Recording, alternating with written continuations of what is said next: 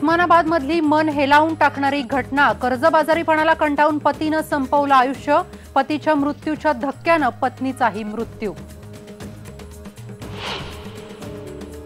मुलींची लग्न करता येत नाहीत म्हणून आत्महत्या करतायत मराठवाड्यातले शेतकरी। पण खासदार चंद्रकांत खैरेंच्या मुलीच्या लग्नात जोरदार उधळपट्टी।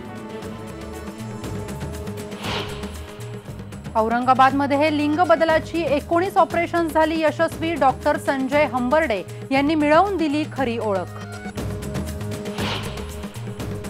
शिखर बँक घोटाळ्यातल्या संचालकांना दणका। बँकांची निवडणूक लढायला 10 वर्ष बंदी।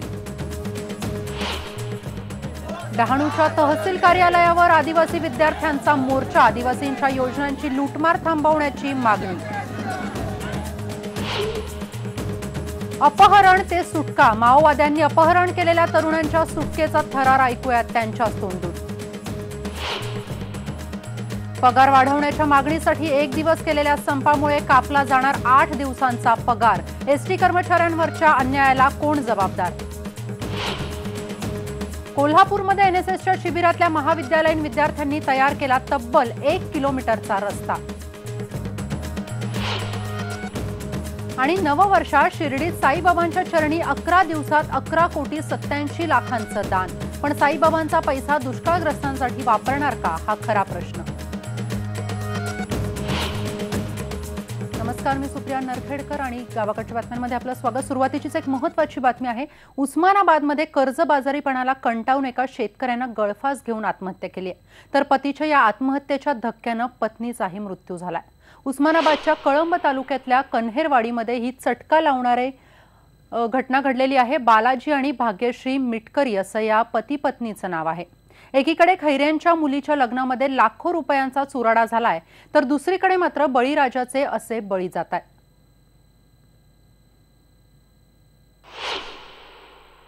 यावर्षी पाऊस कमी आहे, लगत 2-3 वर्ष उत्पन्न नाहीत, नापिकी आहे आणि दवाखान्याचा खर्च, लहान मुलं होती त्याला 2 मुली आहेत लहान, तर त्याला खर्चाचं जे सगळं ताळेबंद आहे ते बिघडून गेलाय उत्पन्न नसल्यामुळं, आणि त्याच्यामधूनच ते आर्थिक ह्याच्यामध्ये आला होता। आणि या विषयावर अधिक माहितीसाठी आता आपले प्रतिनिधी आहेत उस्मानाबादवरून बालाजी निरफळ आहेत आता आपल्यासोबत। बालाजी, काय सांगशील एकंदरीत, कारण अत्यंत दुःखद अशी ही घटना आहे। खरं तर हे जे सगळे लहान मुलं आहेत ते आता उघड्यावर पडलेले आहेत। दोन्हीही आई वडील या मुलांसाठी आता नसणार आहेत। खरं तर ही उस्मानाबादमधली एक खरं तर फार विचित्र घटना आहे। तसंच याच्या आधी देखील उस्मानाबादमध्ये अशा अनेक घटना घडल्यात, मात्र आता याविषयी काय अपडेट सांगशील? एकूणच बघितलं तर 2015 साली उस्मानाबाद जिल्ह्यात शेतकरी आत्महत्याचा आकडा 100च्या जवळपास जाऊन पोहोचलेला आहे। आताच नवीन वर्ष सुरू झाले, 4-5 दिवसाचा कालावधी, पहिलीच आत्महत्या उस्मानाबाद जिल्ह्यात घडणारी आणि या आशीचे विदारक आणि मन हेलावून टाकणारी घटना घडलेली आहे। वडिलांच्या नावावर 3 एकर शेती आहे आणि मुलगा करता आहे घरातला बालाजी हा, आणि बँकेचं कर्ज होतं, इतर बाकी नापिकी आहे, कर्ज आहे आणि बँकेचा तगादा आणि त्यातल्या दवाखान्याचा खर्च, अशा ह्या आर्थिक विवेचनात हा शेतकरी सापडला होता। आज दुपारी दोघजणी शेतात, नवरा बायको शेतात होते, 3 लेकरांसोबत आपल्या शेतात गेली होती। मी पाणी पिऊन होतो, बाजूच्या शेतात गेला व शेतात जाऊन गळफास घेतला। काही वेळाने महिलेनं जेव्हा पाहायला गेली तेव्हा आपल्या नवऱ्याचं प्रेत हे उभ्या झाडाला लटकलेलं पाहून ती महिला जागीच कोसळली। घरचे आल्यानंतर महिलेला शासकीय रुग्णालयात दाखल करता त्या महिलेला डॉक्टरने मृत घोषित केलेला आहे। याला त्याच्या पाठीमागे 2 मुली आहेत व 1 मुलगा आहे। ही मुलं सगळी रस्त्या उघड्यावरती पडलेली आहेत। तुम्ही बघितलं तर ही शेतकरी आत्महत्या करतायत, सगळं काही आतापर्यंत शासनाने वेगवेगळे घोषणा केल्या। नक्कीच बालाजी, खरं तर याच्या आधी आता शासनाने खरं तर 3100 कोटींची मदत जाहीर केली आहे, मात्र तरी सुद्धा ही पोहोचलेली नाहीये शेतकऱ्यांपर्यंत। तरी सुद्धा याच्या आधी देखील उस्मानाबादमधल्या ज्या चारा छावण्या आहेत त्याला देखील परवानग्या मिळालेल्या नाहीत। त्याच्यामुळे अशा पद्धतीने अजूनही हे सगळे प्रश्न प्रलंबित आहेत, त्याविषयी काय माहिती सांगशील? एकूण बघितलं तर भूम परंडामध्ये आपण चारा विषय लावून धरला आहे। बिलकुल आताही आंदोलनं सुरू आहेत, शेतकऱ्यावरती गुन्हे दाखल झालेत, आज साखळी उपोषण सुरू आहे, तर उद्या आणखी शेतकरी रास्ता रोकोच्या तयारीत आहेत। शासनाकडून ज्या उपाययोजना निस्त कागदपत्री तोंडी आश्वासनानं राबवलेल्या दिसतात, मात्र प्रत्यक्षात शेतकऱ्याला कुठेच मदत मिळताना दिसत नाही। नक्कीच बालाजी, खरं तर एकंदरीतच काय तर शेतकऱ्यांच्या तोंडाला फक्तच पानं पुसली जात आहेत। अत्यंत दुःखद अशी ही बातमी आहे। तर मराठवाड्यामध्ये दुष्काळामुळे शेतकऱ्यांच्या मुलामुलींची लग्न होत नाहीयेत, शेतकऱ्यांनी मुलींची लग्न होत नाहीयेत म्हणून आत्महत्या केल्यात। तर मराठवाड्याचं हे असं भीषण वास्तव असताना देखील सेनेचे ज्येष्ठ नेते चंद्रकांत खैरे यांनी मात्र आपल्या मुलीचं लग्न अगदी झगमगाटात आणि थाटामाटात केलंय। खरं तर सेनेनं मराठवाड्याच्या दुष्काळ भागामध्ये इतर पक्षाच्या तुलनेमध्ये चांगली मदतही केली आहे, पण चंद्रकांत खैरेंच्या मुलीच्या लग्नातल्या या उधळपट्टीमुळे त्यावर सगळं पाणी फिरलं गेलंय। पाहूया सिद्धार्थ गोदाम यांचा हा स्पेशल रिपोर्ट।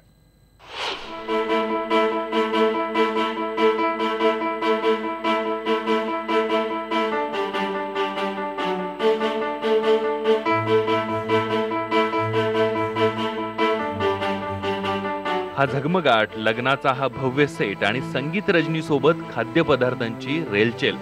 खरं तर कुणाला तरी वाटेल का की हा सगळा थाटमाट याच दुष्काळी मराठवाड्यातला आहे म्हणून, पण हे वास्तव आहे ते सेनेचे खासदार चंद्रकांत खैरे यांच्या मुलीच्या लग्नातलं। भव्य दिव्य सेट्स, जेवणावळीच्या पंक्ती, हारतुरे अशी कशाचीच कसर खैरेंनी सोडली नाही। पण याच खैरेंनी उद्धव ठाकरेंच्या दुष्काळी दौऱ्यामध्ये शेतकऱ्यांच्या मदतीसाठी टाहो फोडला होता हे देखील विसरून चालणार नाही। म्हणूनच खैरेंच्या मुलीच्या लग्नातली ही उधळपट्टी सर्वांच्या चर्चेचा विषय ठरली आहे। खैरे यांच्याकडे पैसा आहे म्हणून ते मुलीचं लग्न धूमधडाक्यात करू शकतात, मात्र दुसरीकडे मराठवाड्यातली दुष्काळी परिस्थिती नजरेआड करून चालणार नाही। ऐन दुष्काळात खासदार खैरेंनी ही अशी उधळपट्टी करणं कितपत योग्य आहे हेही तपासणं तितकंच गरजेचं आहे। म्हणूनच आम्ही तुम्हाला आता मराठवाड्यातलं आणखी एक वास्तववादी चित्र दाखवू इच्छितो। चिपाचोड गावात राहणाऱ्या रुपाली बनसोडे आणि अनिता हिवाळे या दोन मुलींची लग्न केवळ दुष्काळामुळे अडली आहेत। खर्च नसल्यामुळे, पैसे आदल्याची प्रॉब्लेम असल्यामुळे मग काही करू शकतच नाही ना, त्याच्यामुळे आम्ही लग्न रोखून ठेवलेलं आहे। आता आमदा करू म्हणलं तर पाऊस पाणी नाही झाला, त्याच्यामुळे मग काही येत चालणार नाही ना। आमदा केला असतं तर पाऊसच नाही बिलकुलच। आता अडचणी काय, पैशामुळे अडचणी तर येणारच। आता पैसा जास्त लागतो, भरपूर लागतो, हुंडा भाडे जास्त मागत या मुलीला। मुली किती जरी सुंदर असली तरी हुंडा भाडं चुकता का, हुंडा भाडं द्यास लागत। आणि घरची परिस्थिती काय, 4-5 मुलं मुली खायला राहत्या, आणि त्यांचं काय तेल आहे तर मीठ आहे, मीठ आहे तर तेल आहे, असं चालूच राहतं। मराठवाड्यात सततच्या दुष्काळामुळे अशी परिस्थिती निर्माण झाली आहे। मराठवाड्यासारख्या अतिसंवेदनशील भागामध्ये शेतकऱ्यांच्या रोज आत्महत्या होत आहेत। लग्नाला पैसे नाही म्हणून शेतकऱ्यांच्या अनेक मुलींनी आपला जीव सोडलेला आहे, आपल्या वडिलाला त्रास होऊ नये म्हणून जीव दिलेला आहे। आता या ठिकाणी आमच्या खासदार साहेबांनी एक चांगल्या अत्यंत मोठ्या प्रमाणामध्ये लग्न साजरे करून दुष्काळामध्ये एक झटका दिला, आणि हे खरं तर आम्हाला, माझ्यासारख्या शेतकऱ्यांच्या मध्ये, आत्महत्याग्रस्त शेतकऱ्यांच्या मध्ये काम करणाऱ्या संवेदनशील शेतकऱ्याच्या कार्यकर्त्याला मला फार त्रास झाला। मला सुद्धा लग्नाची पत्रिका होती, आणि जर या लग्नामध्ये जर खैरे साहेबांनी खरं 100 मुलींची जर घरी शेतकऱ्यांच्या मुलीचे लग्न केले असते तर हा निश्चितपणे आदर्श ठरला असता, पण हा आदर्श निर्माण करण्याचं धाडस फार कमी लोकांच्या मध्ये असतं। उद्धव ठाकरे स्वतःच्या खिशातून शेतकऱ्यांना मदत करतायत। बाळासाहेब ठाकरे यांच्या नावाने आता कन्यादान या योजनेअंतर्गत सामुदायिक विवाहही शिवसेना करणार आहे। त्या पार्श्वभूमीवर चंद्रकांत खैरे यांचा हा लग्न सोहळा खरंच कुठेतरी चर्चेचा विषय ठरतोय। पण आपल्याच मतदारसंघात भीषण दुष्काळ असताना स्वतःच्याच मुलीच्या लग्नात ही अशी उधळपट्टी करणं शोभनीय नाही। सुधीर जाधवसह सिद्धार्थ गोदाम, IBN लोकमत, औरंगाबाद। वळूयात पुढच्या बातमीकडे। नववर्षात शिर्डी साईबाबांच्या चरणी भरभरून दान आलंय। 24 डिसेंबर पासूनच देशाच्या कानाकोपऱ्यातून साई भक्त शिर्डीमध्ये दाखल झाले होते। 11 दिवसांमध्ये दानपेटीत 11,87,00,000 रुपये जमा झाले। गेल्या वर्षाच्या तुलनेत आलेल्या दानात जवळपास 1 कोटींनी वाढ झाली आहे। याशिवाय साई भक्तांनी 1 किलो 213 ग्रॅम सोनं आणि 21 किलो चांदी बाबांच्या चरणी अर्पण करण्यात आली आहे। पण आता या दानाचा जो उपयोग आहे तो दुष्काळग्रस्तांसाठी होणार का असा प्रश्न विचारला जातोय। भक्तांनी वाहिलेलं कोट्यावधींचं हे दान जर दुष्काळग्रस्तांपर्यंत पोहोचलं तरच त्याचा खरा विनियोग होईल।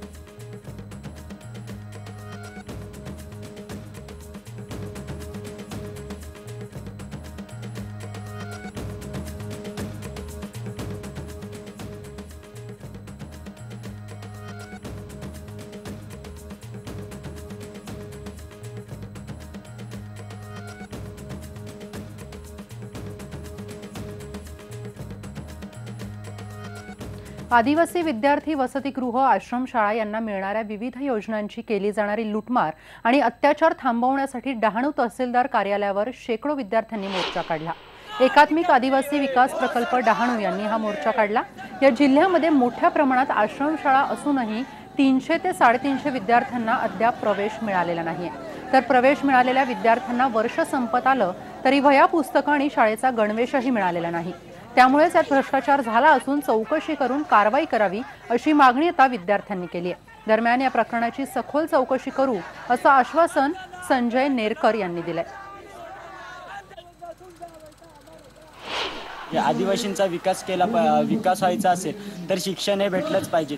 आज शेकडो मुलांना आदिवासी वसतिगृहांमध्ये कुणालाही प्रवेश मिळालेले नाहीत।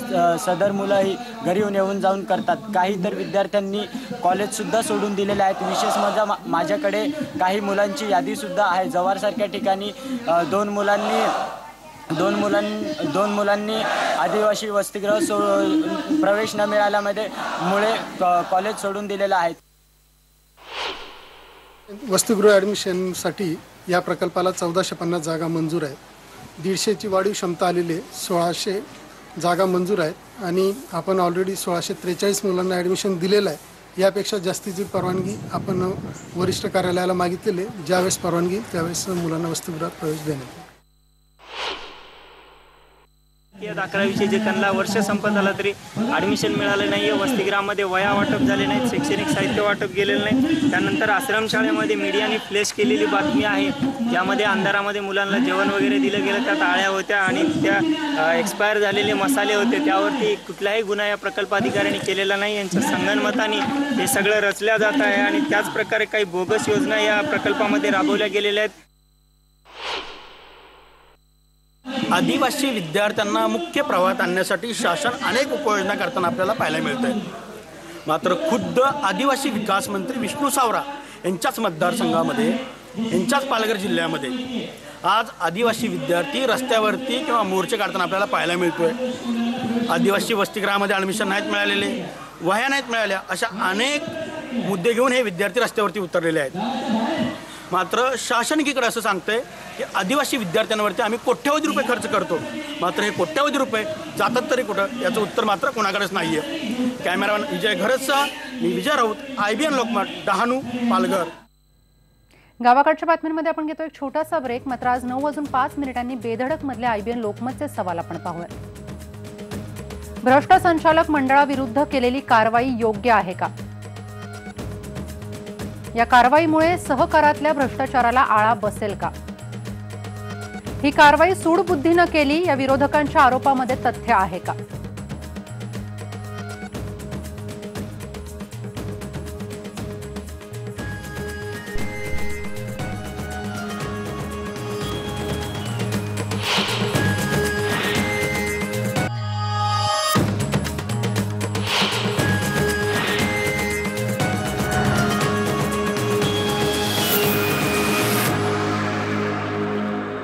ब्रेकनंतर आपलं स्वागत। एसटी कर्मचाऱ्यांना संप केल्याचा फटका बसण्याची शक्यता आहे, कारण एसटी प्रशासनानं 1 दिवस संप करणाऱ्यांचा 8 दिवसांचा पगार हा कापण्याचा परिपत्रक आता जाहीर केलंय। यापूर्वी सुद्धा असा प्रकार होण्याची शक्यता वर्तवण्यात आली होती, मात्र त्यावेळी परिवहन मंत्र्यांची तोंडी आश्वासनं त्यांनी दिलेलं होतं। आता मात्र ते आश्वासन पाळलं जाणार नाही अशी भीती कर्मचाऱ्यांना वाटू लागली आहे।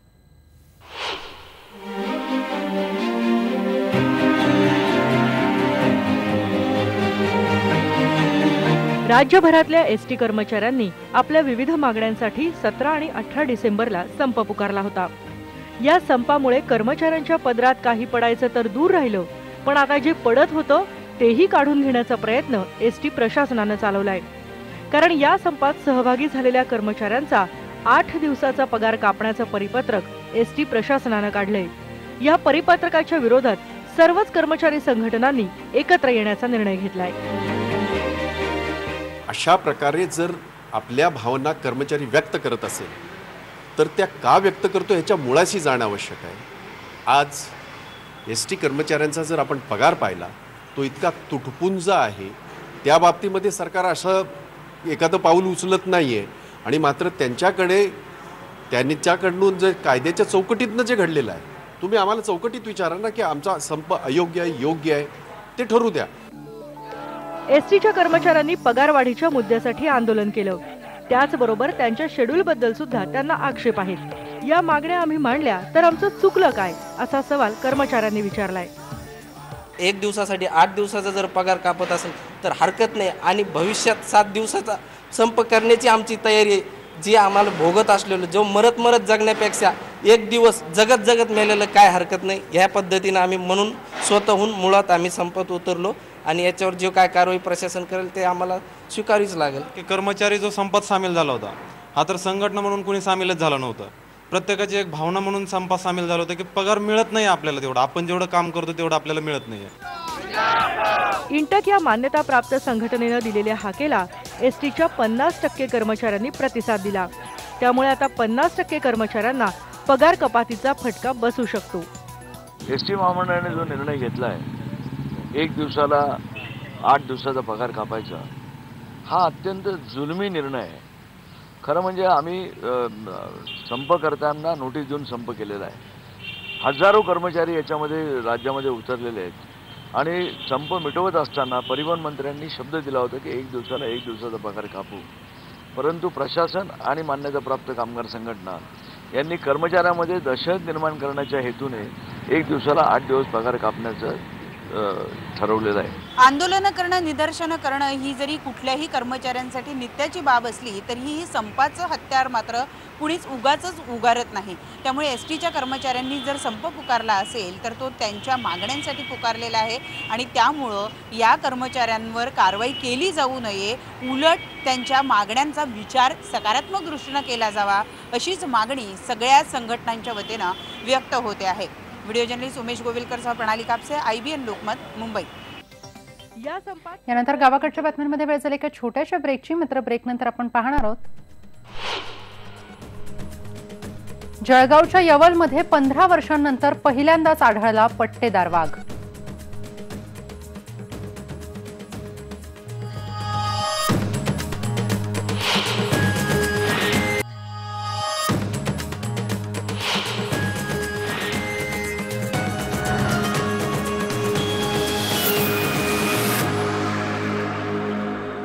ब्रेकनंतर आपलं स्वागत. अंत्यविधीला अनिष्ट रूढी करण्यास भाग पाडणाऱ्या काशी कापडी समाजातील जात पंचायतीच्या पंचांना अटक झाली आहे.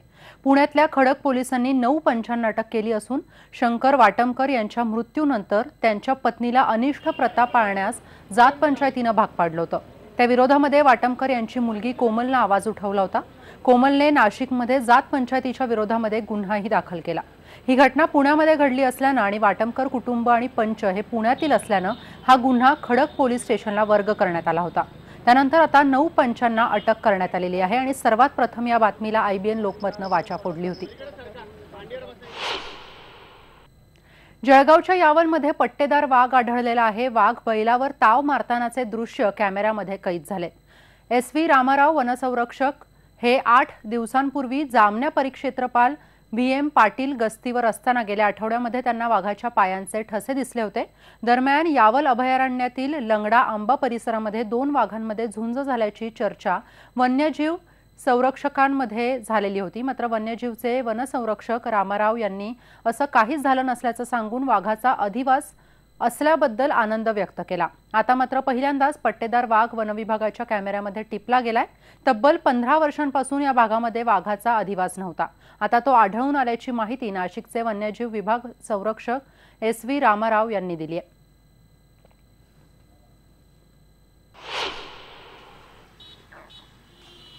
भारतीय संस्कृतीमध्ये प्रत्येक शुभ कार्यामध्ये रांगोळीचं मोठं महत्त्व असतं. लोकांना रांगोळीची आवड निर्माण व्हावी आणि त्यातूनच काही संदेश देता यावे यासाठी संस्कार भारतीनं भंडारा शहरात रांगोळी प्रदर्शनाचं आयोजन करण्यात आलंय.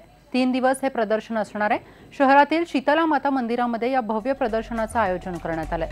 या प्रदर्शनामध्ये अनेक थोर महापुरुषांची चित्र रांगोळीच्या माध्यमातून काढण्यात आली आहेत. तसंच निसर्ग वाचवा बेटी बचावचा संदेशही देणाऱ्या रांगोळ्या सुद्धा इथे काढण्यात आलेल्या आहेत.